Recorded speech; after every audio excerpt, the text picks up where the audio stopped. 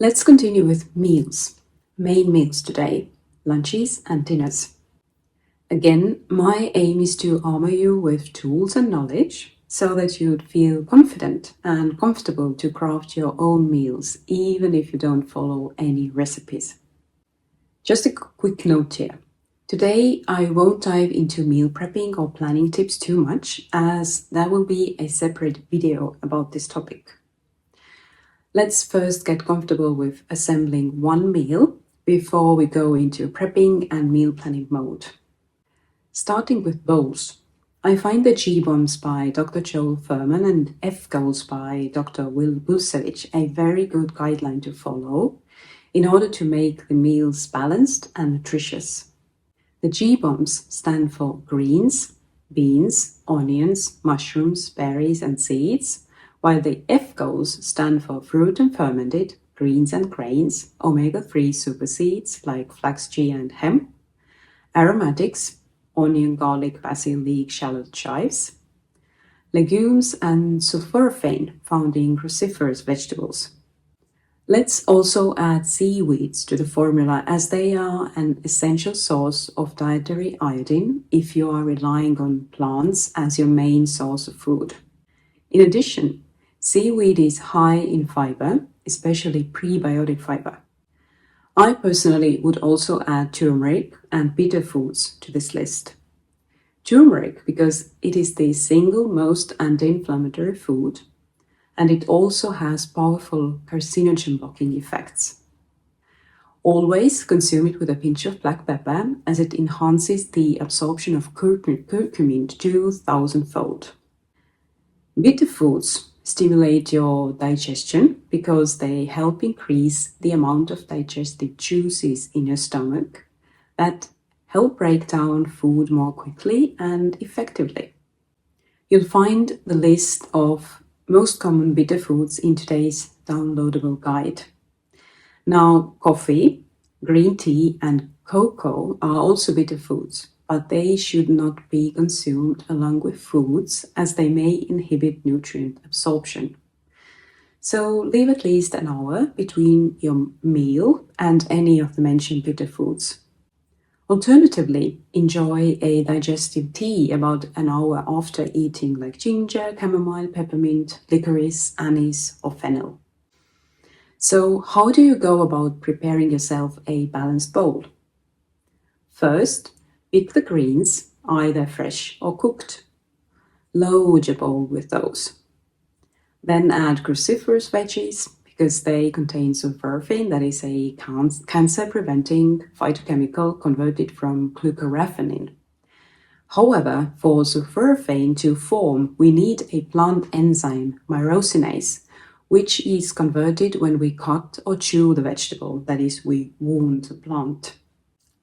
Now, the precursor, glucoraphanin, is resistant to heat, and so is the final product, sulforaphane, but the enzyme is destroyed by heat.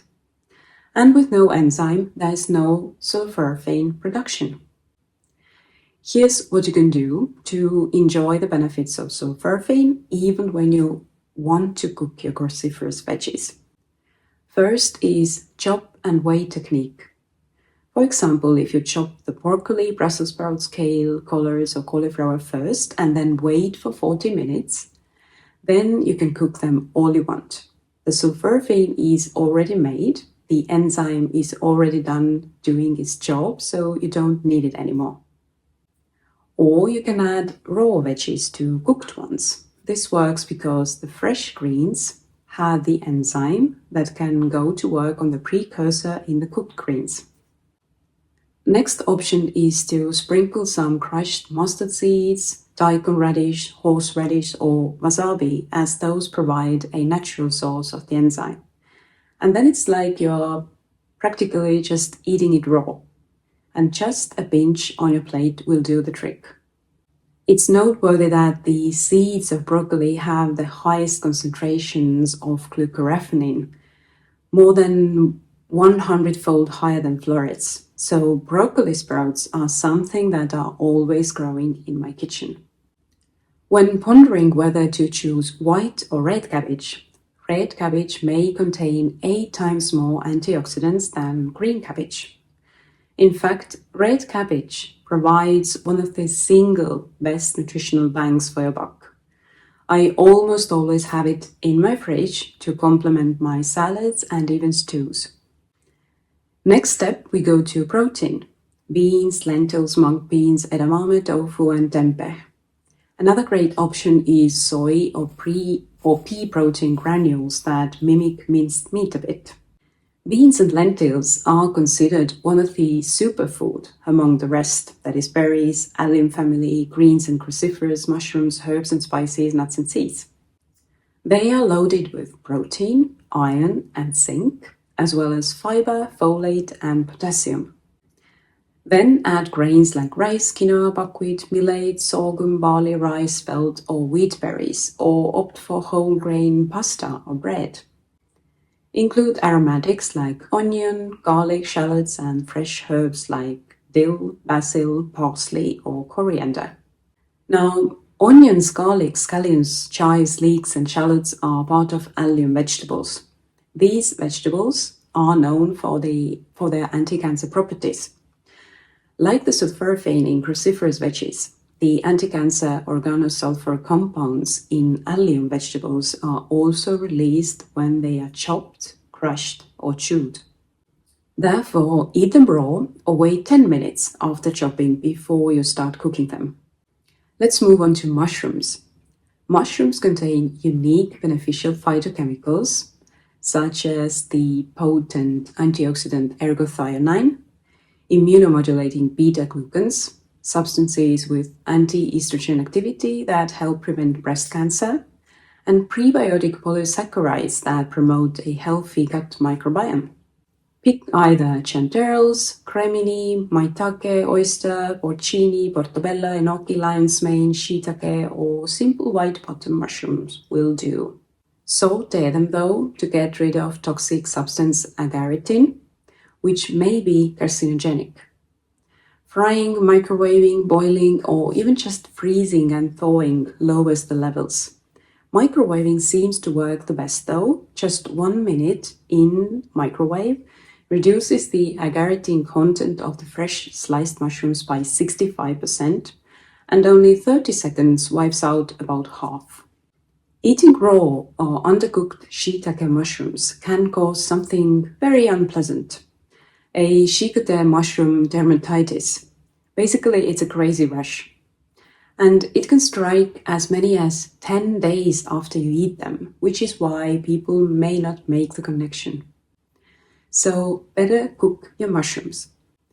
For extra boost, add some berries or pomegranate seeds. Goji berries taste delicious in a salad bowl. But soak them first if you don't want them to stick to your teeth. An interesting fact is that goji berries have the highest concentrations of melatonin, the sleep hormone. They also have the third highest antioxidant capacity of any common dried fruits, 5 times more than raisins and second only to dried pomegranate seeds. Gojis also have a specific antioxidant pigment, zeaxanthin. When eaten, zeaxanthin is shuttled into your retinas, the back of your eyes, and it appears to protect against macular degeneration, which is a leading cause of vision loss. And you only need to eat 10 grams, that is a bit less than 2 tablespoons a day, to exceed your daily vitamin A requirement by 15%.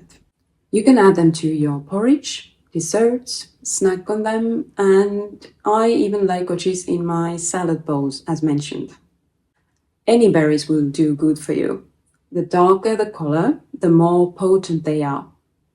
Berries, in fact, are the healthiest fruits out there, and they don't even need to be fresh.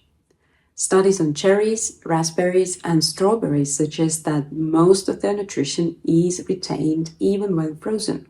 When you think about it, the berries are frozen shortly after picking, while fresh berries travel who knows from where and for how long, and therefore lose some of their nutrition.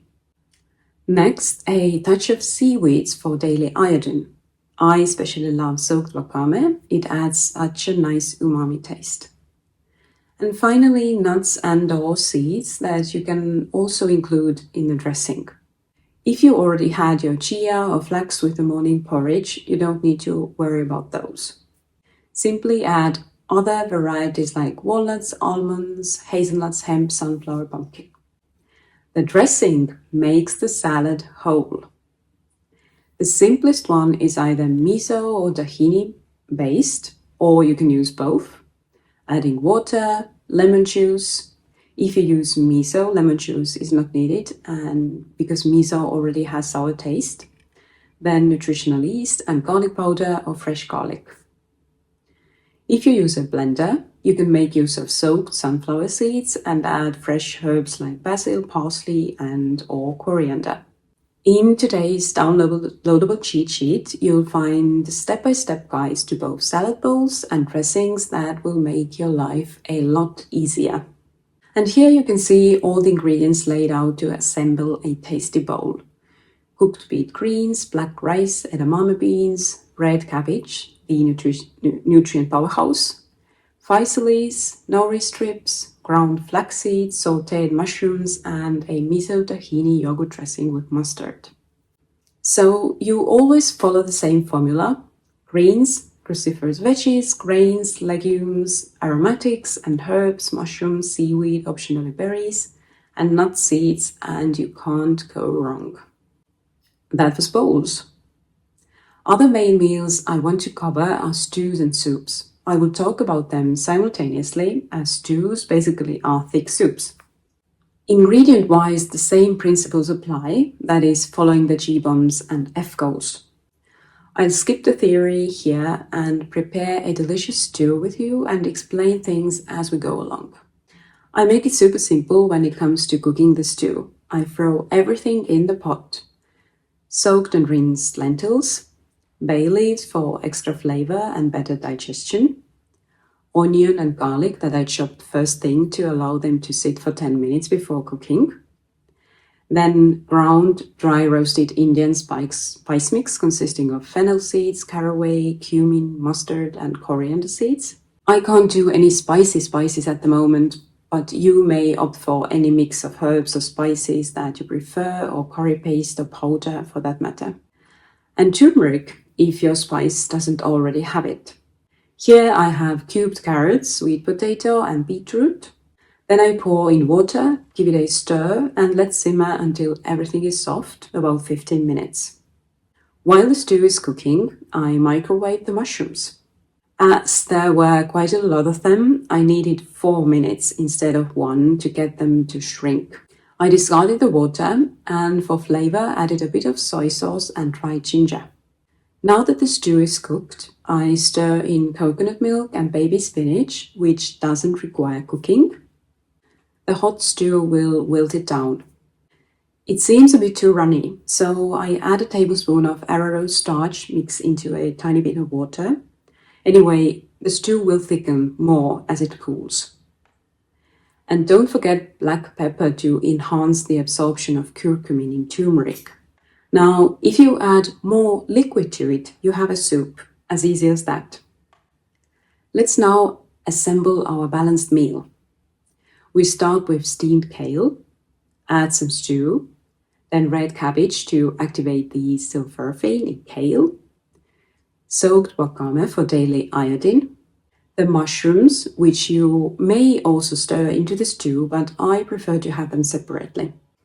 You might have noticed that I didn't add anything salty to the stew. What I like to do is mix some miso paste with nutritional yeast and water and add it as a salty dressing. You may choose whatever you prefer, either some salt, soy sauce, or even dried celery that is naturally salty. And final touches with some green onion and black sesame seeds, which is a bitter food to aid digestion. Now we've got a meal that has all the GBOMBS and F-GOALS covered, is balanced, healthy, and nutritious. You may refrigerate or freeze the leftovers, and you're covered for a few days. I did measure everything and added this recipe to your downloadable guide. When choosing the ingredients, think about rotation again, especially when it comes to grains, the bulk ingredients. As far as other ingredients are concerned, have seasonal produce in mind as it's the freshest. In the meal prep and planning lesson, I'll also cover the main principles when it comes to choosing your foods. I'll talk more about rotation, seasonality, freshness, and more. Most probably, you'll eat more salad bowls in spring and summer and stew soups when it's cold. And one more thing. What if you are super lazy or don't have time or simply don't feel like cooking at all? Well, sometimes it can be as easy as steamed cabbage or oven-baked veggies with salad, some sprouts, tofu or canned beans, and a quick one-bowl miso dressing. You don't have to aim for perfection with every single meal. However, the more you use these steps and tools, the more they become part of you, and you'll make use of them unconsciously. Homework. Use what you learned immediately. Craft a salad bowl, a stew or soup having the principles we just talked about in mind, and based on what's seasonal and available in your region at the moment. And then prepare it. Maybe even making a bigger batch so that you have several meal times covered. You can also think about how you can use those principles when eating at a salad buffet, for example. Will you be more confident when picking the ingredients for your bowl? And another thing, now whenever you eat out, you'll most probably notice how unbalanced most of the meals are, especially plant-based ones. And it can drive you crazy, or not, depending on how often you need to eat out. What are your favorite lunches and dinners? I'd love to hear. You can share either via email or with the community. And I will see you in the next lesson.